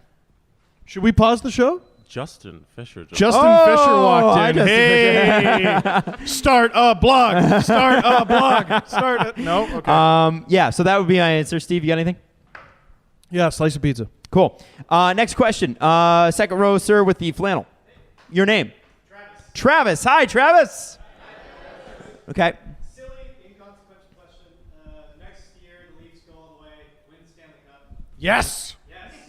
Do you think the parade would be bigger or smaller than the Raptors parade? Biggest team in the league versus the only team in the country. Right. I think Assuming the city is just as unprepared. so. That's the problem, Yeah, right? I right. think it'll be. different. I think it'll be bigger because they're going to look at a lot of the things that went wrong with the Raptors parade, and well, we don't want to replicate that. So I'd like to think human beings learn based on evidence. I know I am putting a gross amount of confidence in human beings. I think because the Raptors parade, I've never seen that many people, ever. It was insane. I think the difference would be because once the floats passed by, everyone left. I think people would just like start like pitching their tents. I feel like it'll be a parade that lasts longer, if that makes any sense. It'll be more emotional in some sense because even though the Raptors took forever to win and it was their first one, it wasn't over half a century, right? There are people who legitimately, it'll be amazing to see someone with a full head of white hair because they legitimately thought they were going to die before this happened. Well, the Kiprio shot, Now I Can Die Happy in New York. And that'll be me. Yeah. That'll be, yeah. You know, I can't tell you whether to be bigger or not. So much drunker. I can guarantee you it will be faster. And if I am Maple Leaf Sports and Entertainment, there's one thing I absolutely do. Instead of having it at Nathan Phillips Square, you have that parade end inside Scotiabank Arena. You do not have it open air, and you sell 18,000 tickets, baby, Rogers Center. because money. Rogers Center, Rogers Center, but 50,000. I guess they half own. Yeah, half the team owns the Rogers Center. Yeah, why not? Rogers Center, sell tickets for $100. There's 50,000 times 100, whatever that is. And have exposed brick. This is an Adam Wilde idea written all over it. Maple Leaf Sports has two options here that can make it so much better. They can secure the because there was a shooting, right? They can secure where it ends up and where all the speeches are. Great. And they can make money. Yes, they're going to do that. So look for it to be in one of the stadiums. Rogers Center makes a heck of a lot more sense. Although if they win it at Scotiabank Arena, how can they have it at Rogers Center? More people, more money. Yeah, you're right. That one. There you go. And okay, we got time for 3 more, okay? So you had your hand up for, yes, sir. My name's Kieran. Kieran. Hi, Kieran. All right. Oh. So, question for Steve. With Andrew Luck having retired, do you now see the difference between choosing to retire and having Yes. So to repeat that for everybody listening at home, now with Andrew Luck having retired, do you see the difference between having retirement thrust upon you and choosing it yourself? And who had retirement thrust upon them? According to you clowns, Jerome McGinley, because he could not find a team to sign him. Retirement chose him. Because he was too old. No, I do not see the difference, nor will I ever see the difference, you bastard. He's a little salty about this. Yes. Oh, man, I remember writing that down that day, and I don't know what inspiration hit, but it was like I was like, oh, this is going to be good. Now I'm picturing you tickled pink going, I'm going to make Steve mad. It was a great morning. Okay, sir, glasses, yes. Stavros, what's up, buddy? Hi, Stavros. Okay. Kind of on that topic, does Patrick Marleau play in the NHL this season? If he does, for who? Does Patrick Marleau play in the NHL this season? If he does, for who? I think he does. I think someone takes a flyer on him in camp. Why not? I mean, the guy still scored, 16 goals last year? Yeah, something around that. So if you give him if you get you get 16 goals at a league minimum? Come on. Now- I'm surprised he isn't signed. You know? I think he thought things were going to play out differently. I think he thought San Jose was really going to do it. I think that he thought that they were really going to want him back, and they don't seem to. He, to me, should have stuck it out in Carolina. Well, Because that's a young, fun team. Kings and all that. Well, I think that was a Carolina thing. Yeah, it was the location, right? His family wants to go back to the West Coast. Although apparently they tried to convince him to play. Yeah. Somebody got a Marleau jersey I saw in Carolina Hurricane, which is awesome. Yeah, right next to my Leafs Olive Kolzig jersey. Yeah. jersey. Eric Brewer jersey. He'll Olli end up Jokinen somewhere. jersey. He'll end up somewhere. I mean, issue with him is like, I wonder if he will choose retirement. Because, Or if he's having it guy's thrust upon got a him. boatload of money, a wife and kids. Like, I don't know, why Zero not? cups. And there's the rub. Sounds Right. familiar. This is does it why I not? thought Carolina would be good, because they're a young, fun team. Maybe with a maybe. They got a big fat maybe next to And them. they need a dad. They need a Justin dad. Williams isn't there anymore, unless he is. They Did could he sign- retire? I don't think so. I don't know. He hasn't officially retired yet. Nope. That's another interesting thing is, like, I feel like there's going to be a day that comes with all these RFAs leaving everything in limbo. Where just retirement. You're just going to see like half a dozen guys you've grown up watching and go, what? Yeah. And they're going to have to call it a day. All right, last question. Don't blame me if I don't pick you. How about that guy? Right there. Yeah. He had his hand up first. Your name? Mike. Everybody say hi to Mike. Not Babcock. Although if Mike Babcock were here, we'd say hi to him too. We're polite. It's a quick question about, so it's a different year, but it's for video games. For the NHL series, in general, this is sort of like a large-scale idea. What is the sort of fantasy for you guys playing these games, if you do play these games, and who is the best? So what is the fantasy for playing NHL games at 30 years old like we are, 31? In terms of, do you mean in terms of mode or? Either mode or like what you want to get out of it. Oh. Some people love the GM mode or the player mode. Like I play 19 and I played for the Oshawa Generals. Just Yeah. For me, it's always been be a GM mode. Like I grew up playing the franchise modes of all the 4 major sports. Like I would rotate through that as a kid from like, I don't know, 8 to 27. But I just always loved the idea of making trades and be like, I can do this better than the real life version. I'm smarter than these guys. And in certain cases, especially with Toronto teams, you could. right. Like the Raptors and the Leafs for a while there. Yeah, you I definitely won would have been plenty better. of Stanley Cups. You know? I'm sure you did. But yeah. My and I favorite- would definitely say I'm the best amongst the three of us. Jesse is the best NHL player among the three of us. Jesse is the best team player. You're the best at Sure. like, controlling the whole team. I can't beat him. There was a time where it was pretty you beat even me before. Yeah. Yeah, but I'm So- on a losing streak. Like I gotta play you again. I gotta beat you one more time. Every once in a we'll see. while, we actually get to hang out outside of the show, and usually it's at Steve's house in Oshawa. We drink too much. We go downstairs, and I watch the two of them play, and it is one of the most intense NHL games you've ever seen in your life. And they are so very them. Like it's how they talk about like when I went to radio school, they're like it's you plus 10% on the air, right? It's these guys plus 50%. Jesse gets quieter, Steve gets louder. And the focus in Jesse is unbelievable. And Steve, everything is a complaint. Come on. You might be louder playing NHL than you are on your LFO. Yes, It's scary. It's crazy. Yeah. And that's why it's a moment. That's why it's probably not a good idea for you to stream it. Not that you say anything that bad, but it's like I don't know. Like people, I think expect you at a certain level of freak out, but not that level. It exists. I've said it before. I'll say it again. Like I can't talk to Carolyn Sved anymore because the first time I met her was I was at a restaurant during Game 1 of the Leafs Bruins series a couple of years ago when they were getting hammered. Oh, that was like the 6-0 or something or whatever it was. 5-1. It wasn't just her. It was you, Mrs. Dangle, and a bunch of listeners as well. And Rogers employees because they were shooting a Rogers and It was a Rogers commercial. Yeah, I was and like Daryl Sittler. Yeah. Oh yeah, and then the commercials came out, and I'm like, please don't let me be in the background. And Please then don't the let me be in game was on, so what was happening to you? Swearing. Loud swearing. It was not good. There have been games, the Leafs clinching game against the Penguins, which is still, it's my favorite movie, or one of them. My friends were all having a get-together, and one of them had just had a kid, and I was like, I can't go to this get-together because I'll make the child cry. Like, I'll lose my mind. And then I went against my better judgment, and the puck goes in off Gardner's skate. Oh. And I'm just like, fiddle-dee-dee! Sure hope they get out of this jam!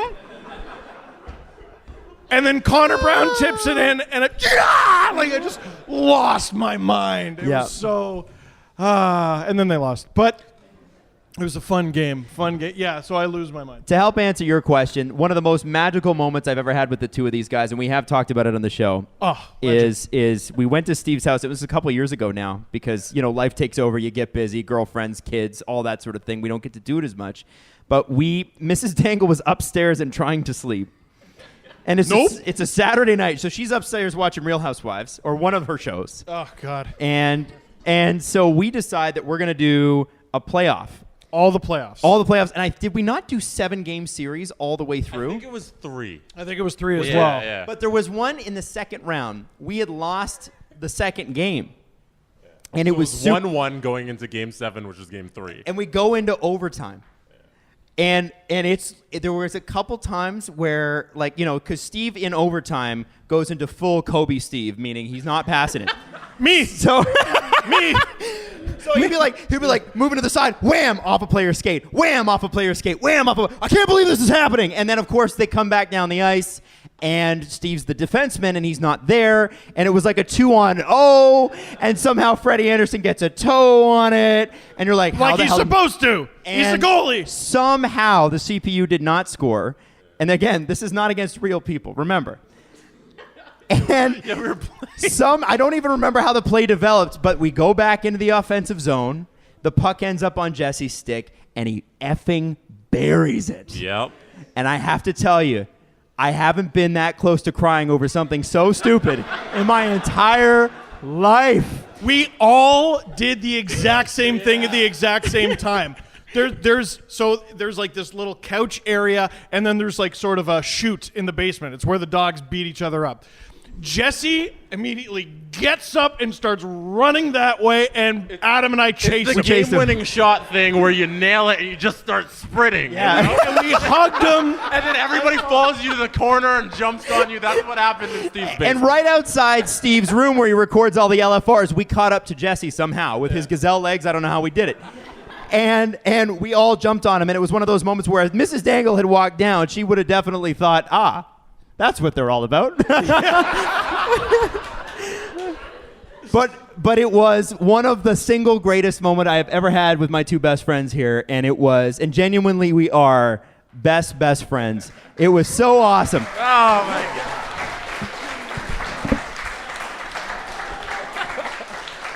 And yes, we went on to win the cup. And we won the cup, that's right. Ladies and gentlemen, thank you for coming tonight. Real pleasure to see you all. Thank you to Panago Pizza for all the pizza. We love the pizza. Thank you to Lord Simcoe Brewing. And let me make sure I got everybody here. I should have had this up and ready to go.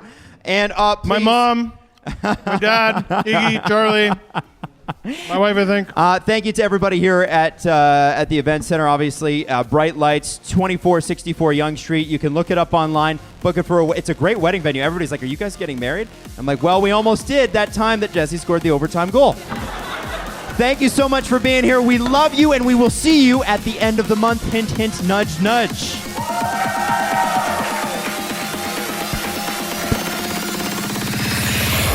Follow the guys on Twitter at Steve_Dangle, at Adam WYLDE, and at Jesse Blake.